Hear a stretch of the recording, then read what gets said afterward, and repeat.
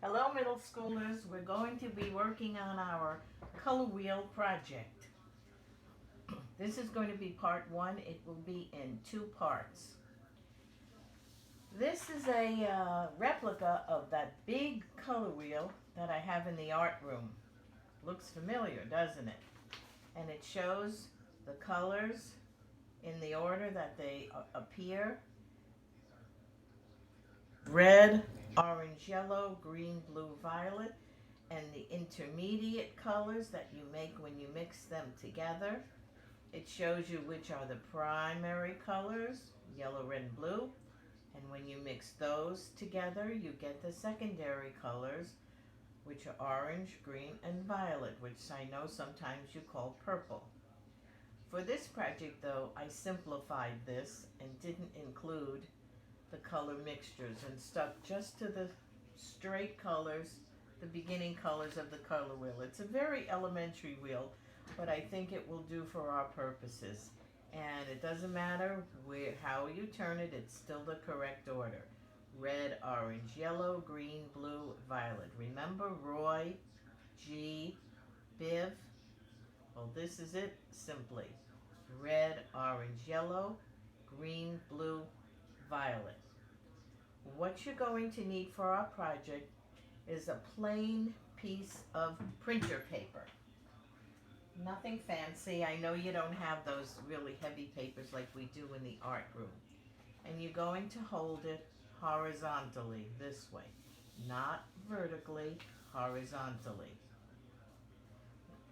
Then what I'm going to ask you to do is to get your ruler and your pencil and an eraser for the first part.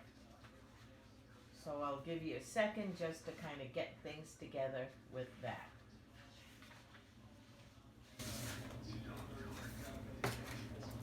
Okay.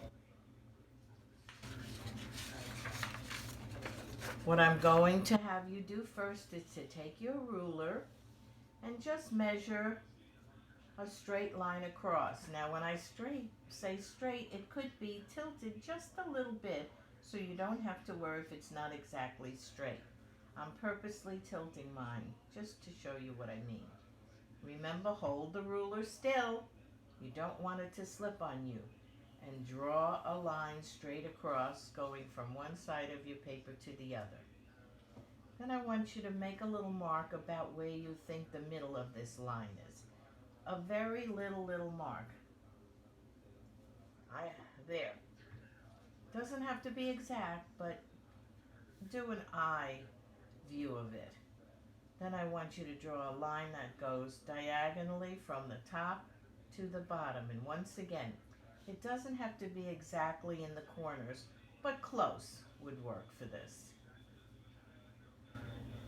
I'm purposely not putting mine in the corners, just to show you that it will still work out.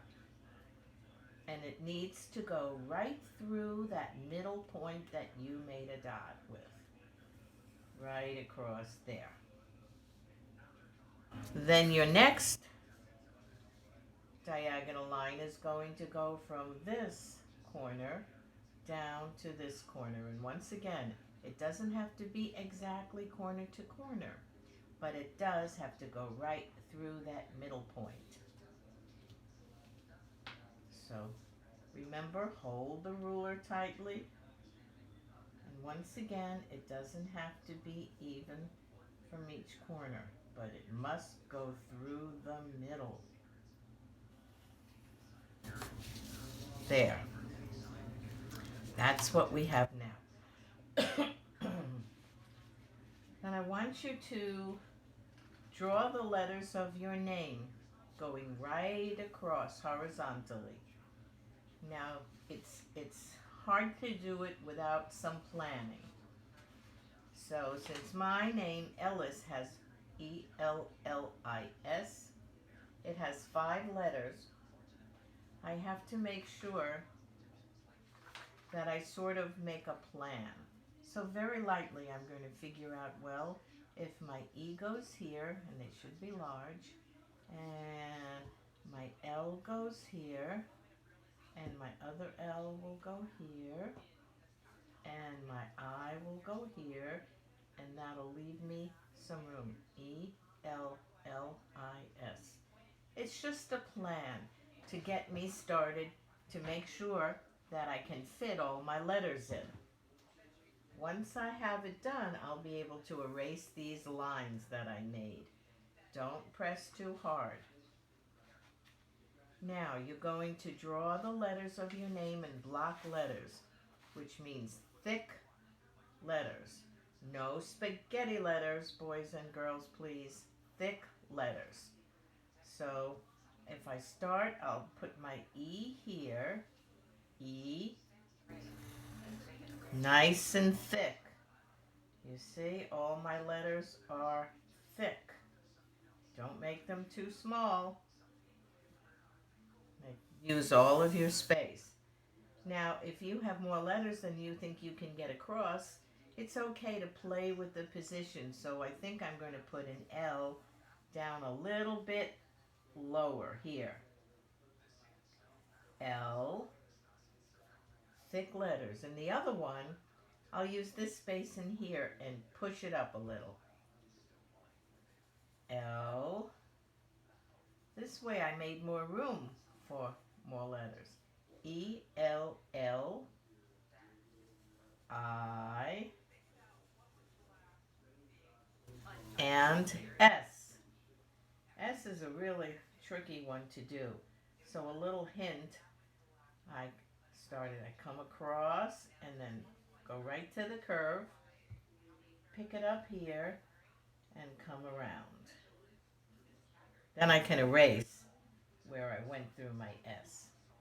When you have your letters, erase those little planning lines. Be careful not to erase the wrong lines, but just go back and erase the little lines that helped you when you were planning. Okay.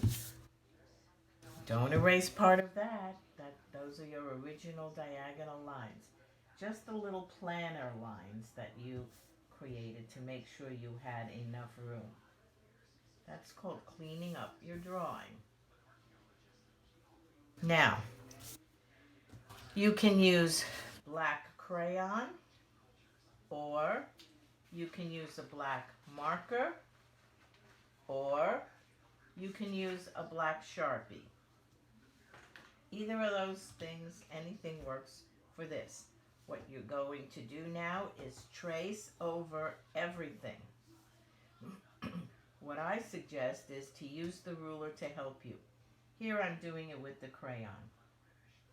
I'm holding it right against my line. Hold it still. Remember, hold that ruler still or it'll slip away. And just draw your line right across. Draw it right across. All of them. When you're finished with that, you go over your letters also. You can use crayon. You can use regular marker, the Crayola markers, or you can use Sharpie. I like the Sharpie, but if you don't have one, you can use the others so that everything gets finished that way. So when you're done, this is what you'll have. Everything was outlined. Just remember, make your letters big and thick. No tiny or skinny spaghetti letters. And that's the end of part 1. I'll see you for part 2, and we'll do some more work on our color wheel named. Bye.